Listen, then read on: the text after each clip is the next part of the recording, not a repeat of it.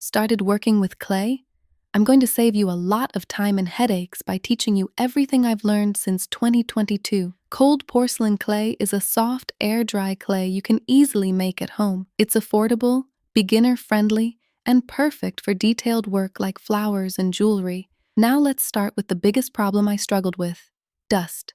Especially if you're making white flowers, every tiny particle will show. So always clean your tools and your work surface. Use a lint roller on your clothes and try to wear light cotton fabrics. A trick I personally use is keeping a small piece of white clay on my table. Before using any tool, I dab it into the clay to pick up any dust. I even dab my hands on it to remove any particles that didn't wash off. Now let's get into working with the clay itself. Your clay is not ready to use straight from the bag. You need to condition it.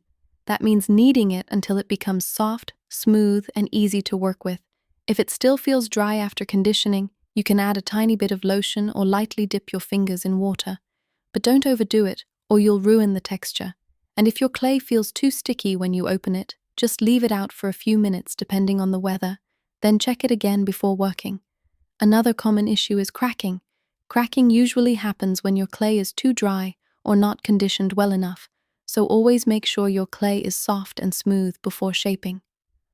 Now let's talk about coloring. You can use acrylic paint, but add it gradually, because too much can make your clay sticky and harder to control. You can also use mica powder.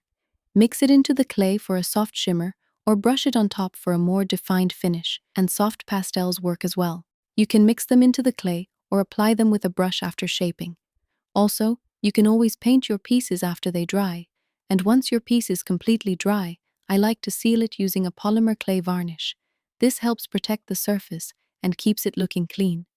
When it comes to shaping your clay, molds and cutters save a lot of time and effort. You can use simple, everyday tools, like toothpicks for details, leaves or fabric for texture, cards for clean cuts, rolled foil for texture, and brushes to refine your shapes. And for rolling your clay evenly, use the popsicle sticks hack on both sides. It helps you get the same thickness every time. What really makes everything better is experience. Don't give up. Keep trying. This was one of my first pieces, and this is my work now. See the difference? That's what time and practice can do. Be kind to yourself and enjoy the journey. I'm here if you want to ask anything.